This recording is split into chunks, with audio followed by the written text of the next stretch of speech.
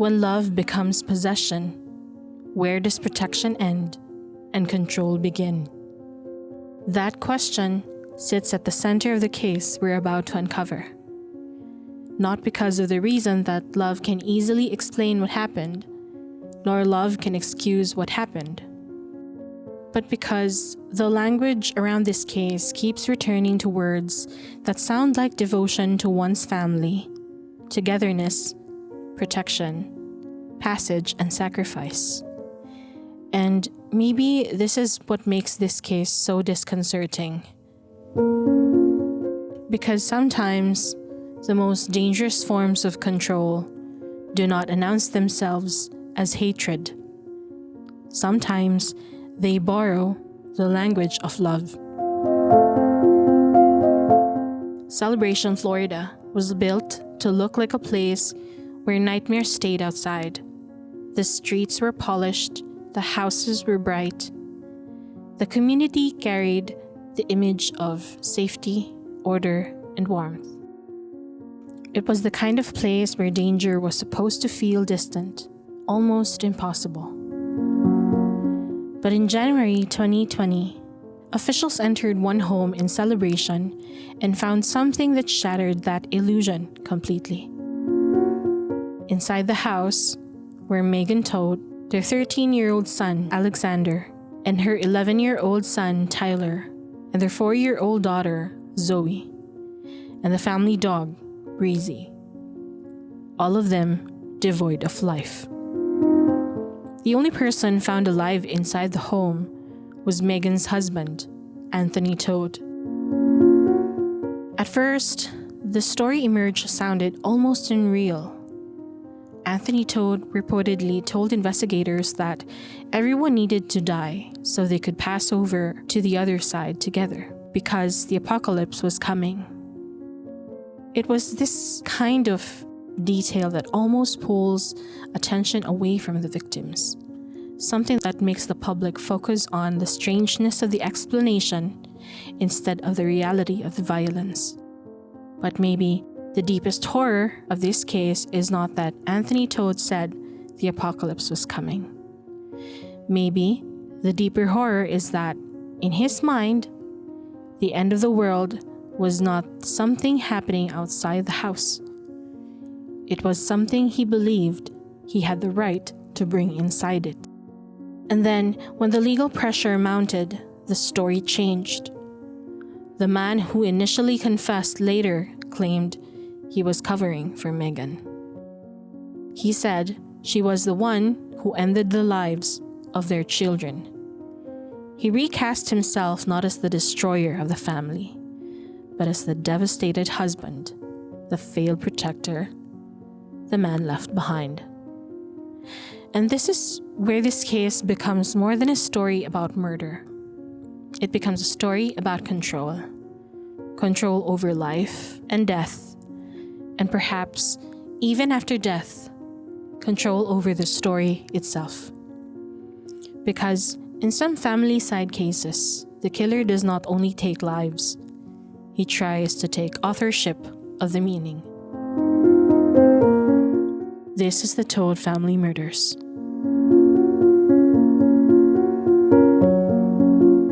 Before this case became a headline, before it arrived to a trial, before Anthony Todt's explanation became the center of public attention, Megan, Alek, Tyler, Zoe, and Breezy were part of a family. That sounds simple, but I believe this should be said deliberately. Because Anthony's story was bizarre, and the more bizarre the perpetrator's narrative becomes, the easier it is for the victims to disappear behind it. People remember the videotaped confession, the apocalypse claim, the Benadryl story, and they also remember the man who changed his story. But Megan was not just the wife. She was remembered by people who knew her as gentle, kind, empathetic, and deeply devoted to her children. She had a life before the crime, before the courtroom, before she became a name attached to a tragedy. Alexander and Tyler were not just the boys. They were children with personalities still unfolding. They were described as bookworms and talented pianists. Though Alek was quieter, people remembered that once he started talking, there was depth there. However, Tyler had a more expressive side, even a theatrical one. These details were not for decoration. This is important to note because they remind us that these children were not symbols. They were becoming people. And Zoe was just 4 years old. She was energetic, adored, and still at the beginning of everything. And then there was Breezy, the family dog. In most true crime stories, the death of a pet can be treated like a footnote.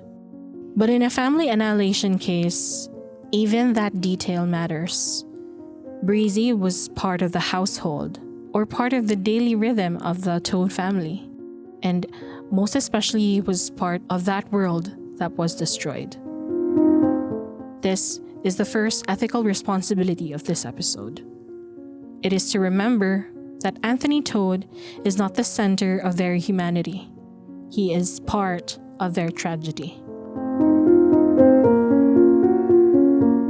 By late December 2019, relatives had begun to worry. Communication from the family had stopped. There had reportedly been an explanation that the family had the flu, but days passed without contact.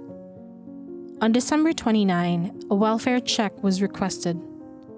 Deputies went to the home, but they did not enter.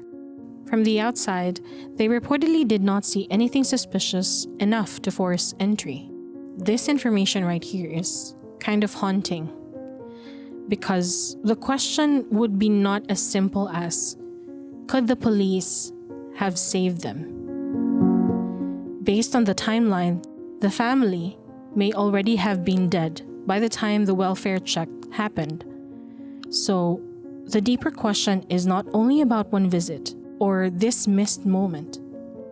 The deeper question we may be asking is this: how does danger remain visible when it wears the face of ordinary family life? Like a quiet house, a husband that has an explanation, a neighborhood that is built around the feeling of safety. From the outside, there may have been no obvious emergency, but inside the home, the world of Megan, Alek, Tyler, Zoe, and Breezy had already been destroyed. On January 9, federal authorities contacted local law enforcement because Anthony Todt was under investigation in a separate federal matter involving his physical therapy business. Still, the authorities did not enter their house at the time. Then on January 13, officials arrived to serve an arrest warrant. This time, they went inside. What they found was not a family recovering from the flu. It was a crime scene. They found Megan, Alek, Tyler, Zoe, and Breezy dead. The only person left alive was Anthony Todt. And the medical examiner would later indicate that the deaths appeared to have happened weeks before the discovery. This timeline, I think it's one of the most devastating parts of this case, because if Anthony Todt's later version were true, if he indeed found his children dead and Megan dying, why did he not get help immediately? This question would follow him into the courtroom. After his arrest, Anthony Todt gave investigators a version of events that would become one of the most disturbing parts of the case. He reportedly admitted to killing Megan and the children. But the confession did not simply describe violence. It wrapped violence inside a moral story.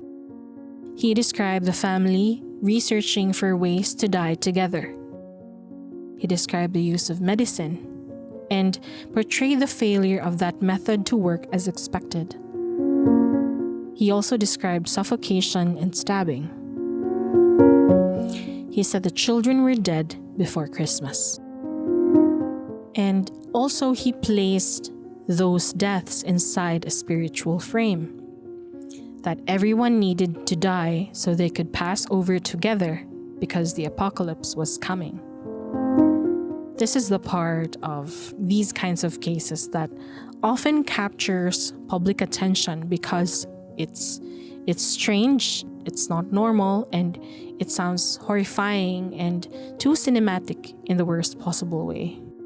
Yes, the apocalypse claim is bizarre. Maybe it sounds like a headline, almost. But I believe we as listeners have to ask a different question. Not questions like, did he, Anthony, truly believe that the apocalypse was coming? But we have to ask questions like, what does this story do? Because the apocalypse story does something powerful. It changes the emotional shape of the crime and turns murder into passage and annihilation into unity. And it turns the deaths of children into something that can be described as destiny, protection, or salvation. This is treading a dangerous language. Researchers who study moral disengagement describe a process where people distance themselves from the weight of harm by renaming it. Meaning, violence is renamed as duty. Cruelty becomes necessity. Control becomes care. In Todt's first story, the family was not destroyed. They were supposedly being moved together into another reality. But who benefits that framing? It's not Megan. It's not Alek. Nor Tyler. Not 4-year-old Zoe. And certainly not the dog Breezy. So the only person left alive to explain the story was Anthony Todt. This may also be why confessions matter not only as evidence but as narrative.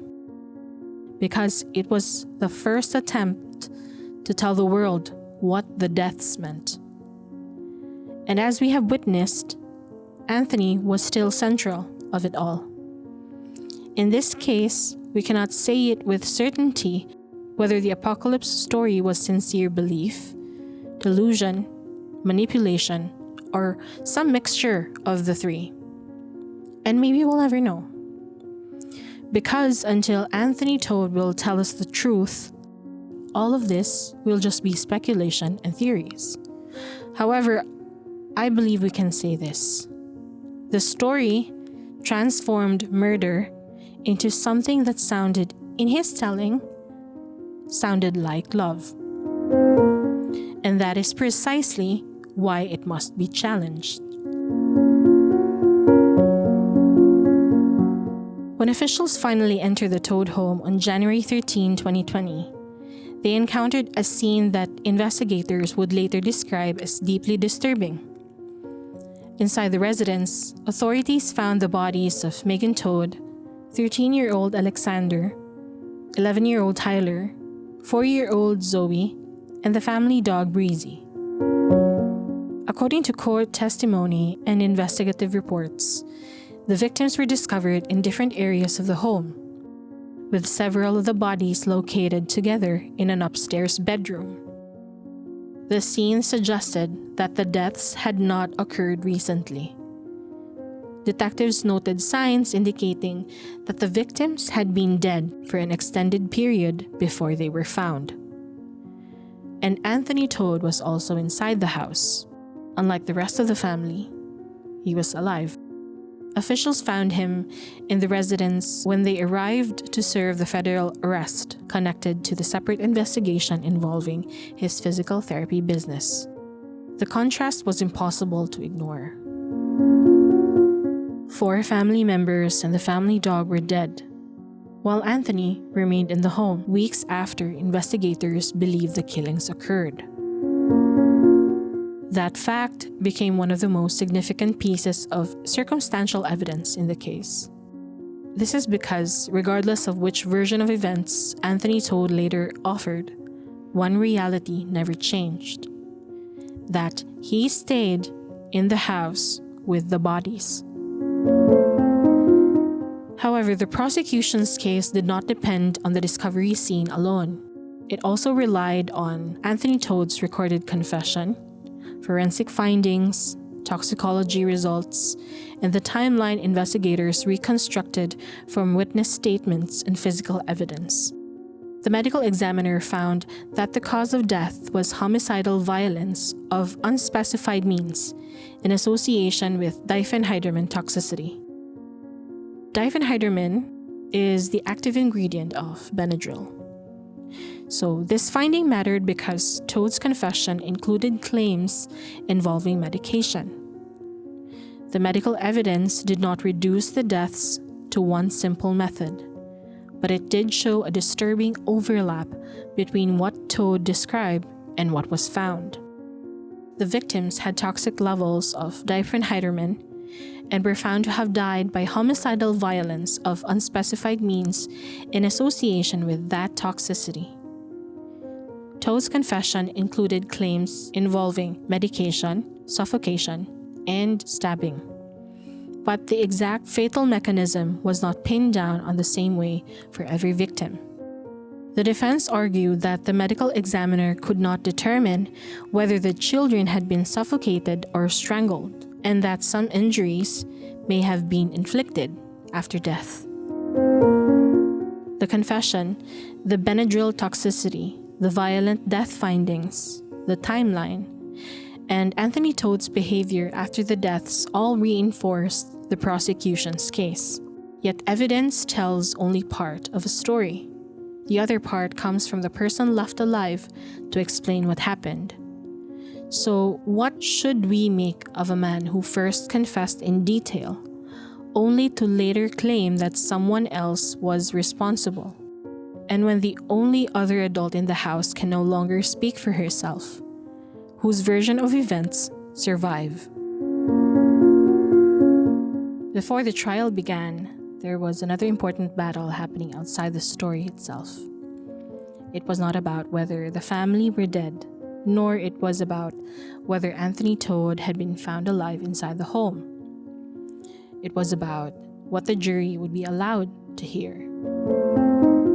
As we know, before a jury ever decides whether a person is guilty or not, a judge has to decide what evidence can legally come in. And in this case, one of the biggest questions was Anthony Todt's confession. Authorities said Todt had confessed to killing his family, but the defense challenged the admissibility of that confession because detectives had not fully informed him of his Miranda rights before the first interview. For context, before custodial interrogation, the law requires officials to read the Miranda rights to a suspect so he could properly be informed of certain protections. The ones you hear from true crime series, like you have the right to remain silent, the right to have an attorney, the warning statements that can be used against them, etc. So in Todt's case, the court found that the first interview had a problem. The warnings given before that first interrogation were complete. Because of that, the judge excluded the first statement. This is important to note because it reminds us that a criminal trial is not only a search for what happened, it is also a test of how the evidence was obtained. This can feel frustrating, particularly in a case as heavily devastating as this. Because when a family is dead, people want the court to hear everything, every statement, every detail, every possible admission. But the justice system does not only ask, did this evidence exist? It also asks, was this evidence obtained legally? This reality is uncomfortable, but it's greatly necessary. Because rights are not only meaningful when the defendant is sympathetic. They matter most when the defendant is difficult to defend. And in a case like this, that is exactly what makes the legal process so important. And this is also where the wording can get tricky. So, some reporting initially emphasized that Todt's confession would not be used at trial, but later reporting clarified that the defense did not succeed in suppressing all of his alleged confessions.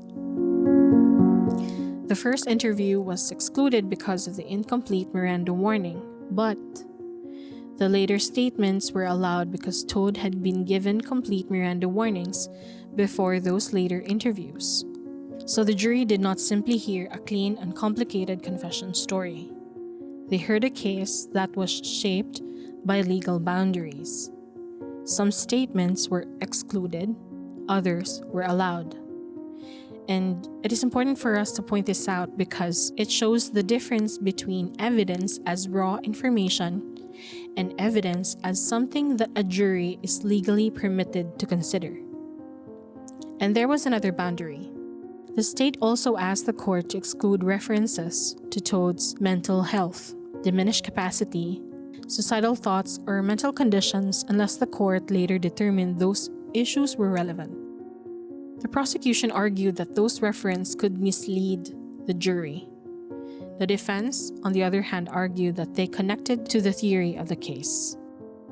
So if you can see, this is important since that inclusion draws a line between explanation and excuse.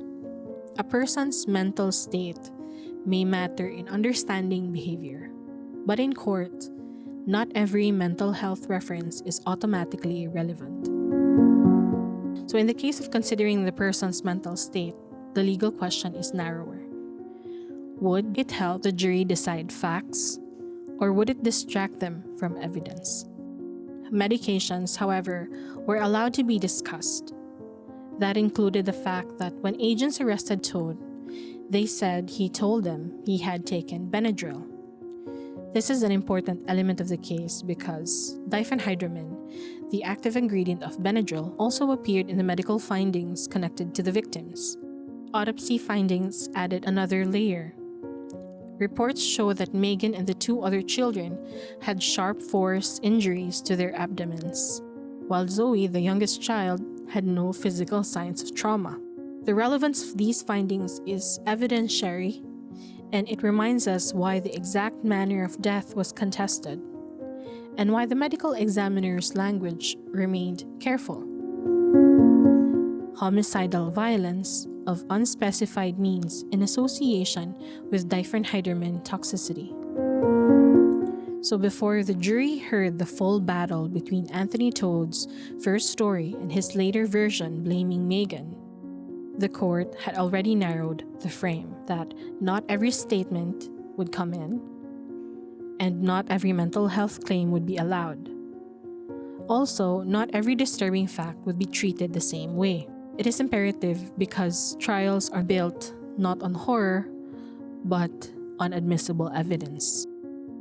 So it's not just about what did Anthony Todt say, but it's about what could the state prove legally before a jury. And once that boundary was set, the case moved toward trial. At trial, Anthony Todt told a different story. He claimed he had been covering for Megan. He said he didn't know how his children died. He said Megan was responsible. According to this later version, he came home sometime in mid-December and Megan told him the children were dead. He claimed she had killed them and had taken Benadryl. He claimed she stabbed herself and described himself as devastated, confused, and unable to respond in the way most people would expect. He told officials he tried to get help, but he also said he did not leave the house to find it. He said he looked for phones and said that Megan had hidden them. He also said he believed staying with her was the best chance of getting her to tell him where the phones were. This is where logic begins to strain. Because if someone comes home and discovers their children dead and their spouse dying, the expected response is urgent, right? If I were the husband, I would go out the house shouting and begging for help while calling 911, you know? However, the defense argued that this does not prove beyond reasonable doubt that Anthony Todt committed the crime. Yes, as expected, that is the role of the defense, which is supposed to test the prosecution's case. But Todt's later version required the jury to accept a very specific chain of events: that Megan killed all 3 children. Megan poisoned herself and then stabbed herself. Anthony stayed in the house. He did not successfully seek outside help. Then he confessed in detail because he was supposedly trying to protect her. And somehow, the first narrative contained details prosecutors said aligned with the evidence. The jury rejected his later story. But I believe the important part is not simply that he confessed and then he denied it. I believe that the deeper issue is what each version allowed him to become. In the first story, he was part of a tragic spiritual passage. In the second story, he was a devastated witness, the grieving husband, the man who failed to protect his family but loved them anyway. It's a different story, same center. But then Anthony still remained the narrator. He remained the interpreter. And he remained the person trying to tell the world what Megan, Alek, Tyler, Zoe, and Breezy's deaths meant. And for me, I believe this is one of the darkest parts of this case, because the control did not end with the deaths, but it continued in the narrative that Anthony Todt built. After the trial, Anthony Todt was sentenced to life in prison, the sentencing judge reportedly calling him a destroyer of worlds. It is a powerful phrase, yes, almost too powerful, because phrases like that can turn the perpetrator into the gravitational center of the entire case. He did not just destroy an abstract world. He destroyed Megan's world, Alek's world, Tyler's world, Zoe's world, and poor Breezy's world. He destroyed ordinary mornings, school days, piano practice, family routines, inside jokes, a mother's future, a daughter's becoming, 2 sons' lives that are still unfolding. And maybe this is why the legal outcome matters, but I guess it is not the emotional center of the episode. Because the conviction tells us what the court decided, the sentence tells us how the law answered. But the moral question remains larger. How does someone turn family into possession? And how does someone later try to turn that possession into a story of love? The Todt case belongs inside the broader conversation about Familicide, which is also sometimes called family annihilation. But we have to be careful with that label. Label is not an explanation. It can help us organize patterns, but it cannot replace evidence. So research on Familicide often identifies recurring themes, like financial collapse, legal pressure, shame, status loss, relationship strain, and a perpetrator who experiences that the family is an extension of himself. And in some cases, the offender does not appear to see the children as separate people with separate futures. Instead, they become part of his identity, his image, his failure, and probably his imagined ending. This framework is carefully useful here. These themes were also present in the earlier case we've talked about involving the Watts family, where Chris Watts was facing mounting personal and financial pressure while simultaneously trying to maintain a particular image of himself and his life. The circumstances of the two cases are very different, and we should not be collapsing and understanding them as the same story. Although both cases raise a similar question worth asking. What happens when a person begins to view the people closest to them not as separate human beings with their own futures, but as extensions of a narrative that one believes he controls?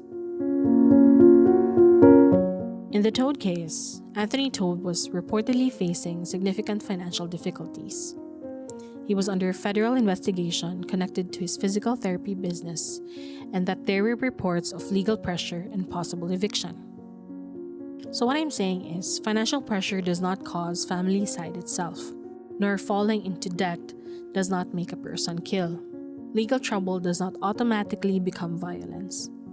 Mental distress does not erase moral agency. Many people collapse without destroying anyone else. So the question now may not just be, did financial pressure cause the murders? But the better question may be, what happens when collapse meets entitlement? Because one of the most disturbing pieces of this case is the statement attributed to Todt, that he and Megan brought the children into the world and should have control over when they leave it. This is not love. This is ownership thinking. Because a child is not an extension of a parent's despair, nor a spouse is not a character in someone else's collapse. And a family is not property that can be taken down when one person's life begins to fall apart.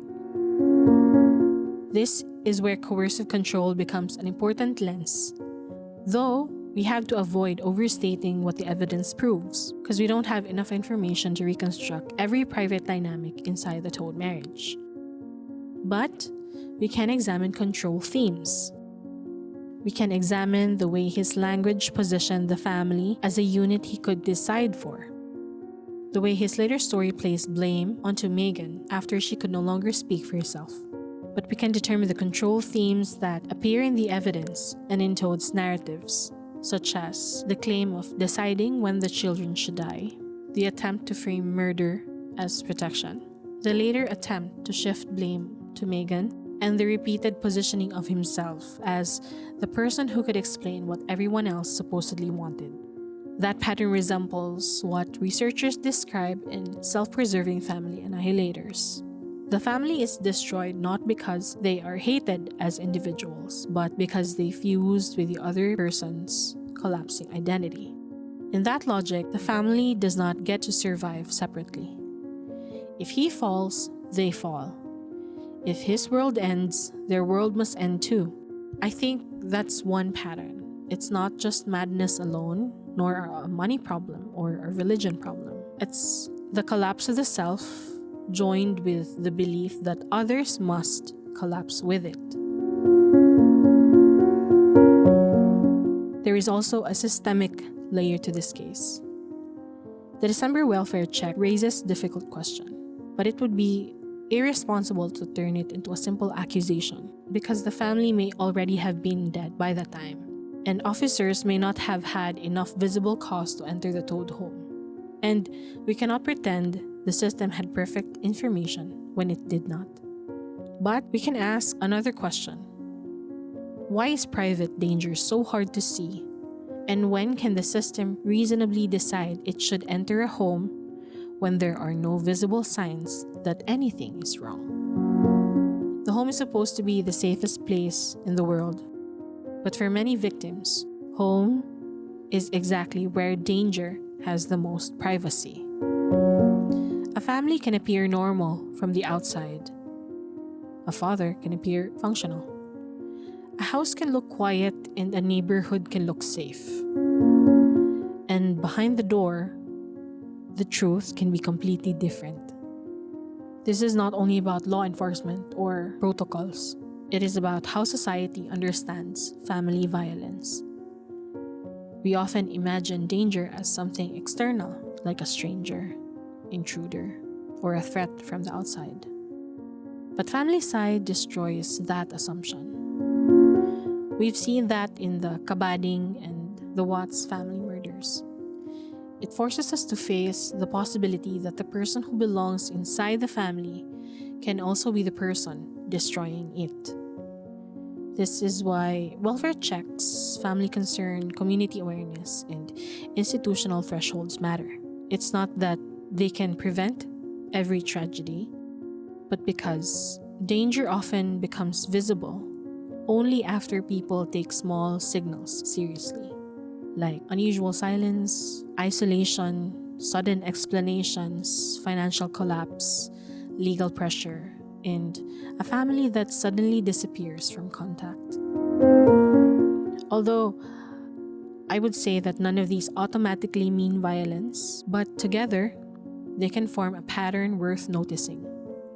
Time and time again, in cases like this, patterns matter. There is also an uncomfortable reality here. Megan, Alek, Tyler, Zoe, and Breezy were ultimately discovered when authorities came to the home to serve an arrest warrant connected to an unrelated federal investigation. This tiny detail here does not prove that anyone failed in a legal or procedural sense. However, it does raise a haunting question. What if the warrant had never been issued? What if the federal investigation had not existed? How much longer would the house have had remained closed? How much longer would the relatives have been left without answers? And at what point would someone have been able to intervene, investigate, or simply discover what had happened? Although we can never know those answers, we can only speculate. But the question itself highlights something important. Sometimes the truth is uncovered not because a system successfully detects family violence, but because an entire separate event forces a door to open. And that unsettling possibility should make us all pause. So what is this case really about? The easy answer may be that Anthony Todt killed his family because he believed the apocalypse was coming. I guess that answer is too neat and maybe too predictable. The apocalypse story may have been sincere. It may have been delusional. Or it may have been a spiritualized explanation after the fact. And it may have been a way to make murder sound like mercy.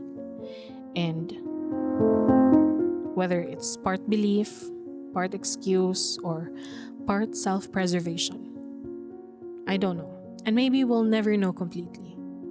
But this case, I guess, forces us to confront that Megan is dead, Alek is dead, Tyler is dead, Zoe is dead, Breezy is dead. On the other hand, Anthony Todt survived. And then the story changed. The story changed. And this is the moral center.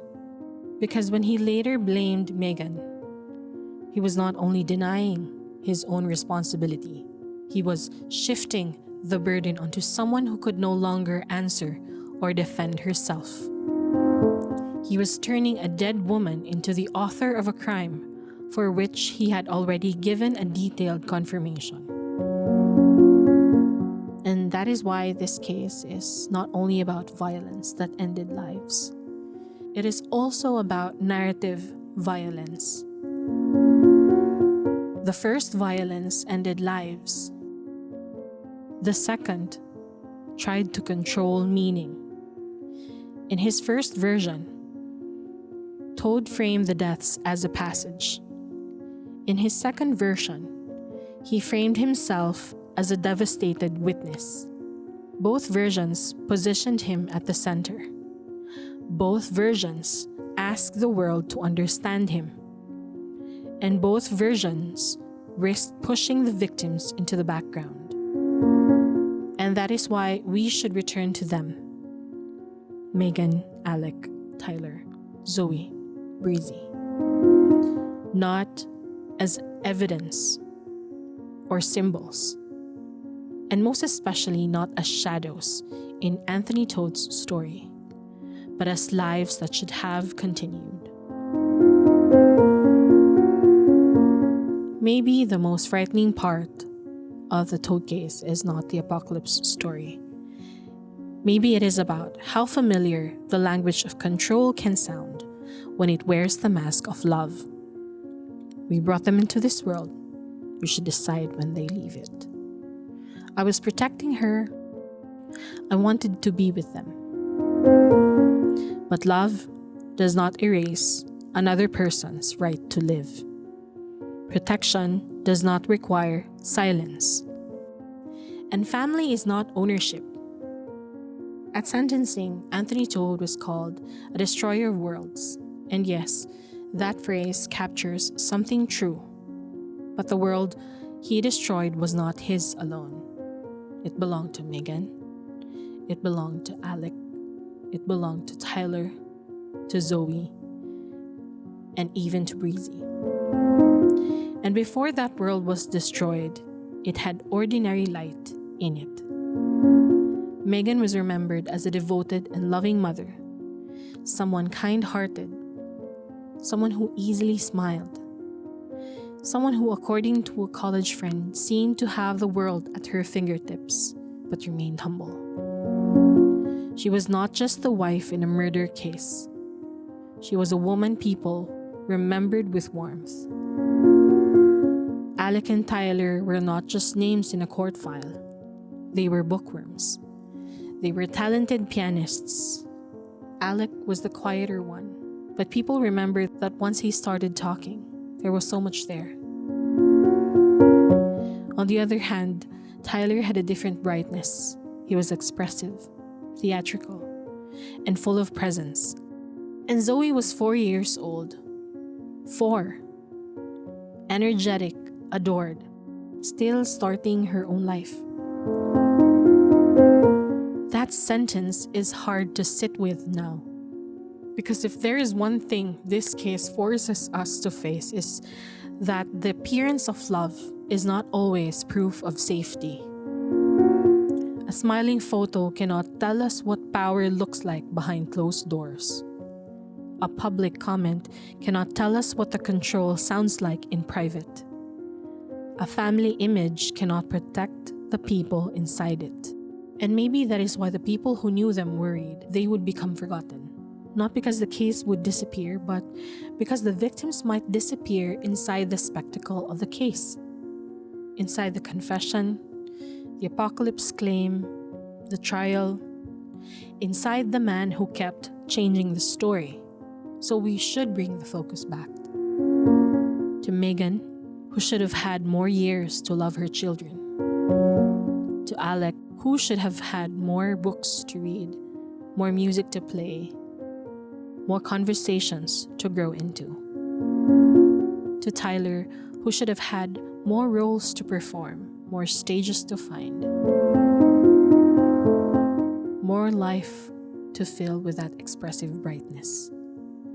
To Zoe, who should have had more birthdays, more questions, more afternoons of being little and alive.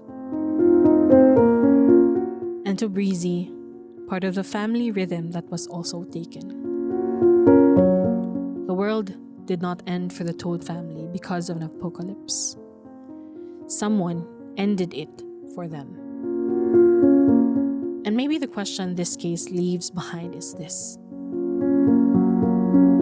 If a person can call control love and call murder salvation, how do we learn to recognize the difference before the door closes?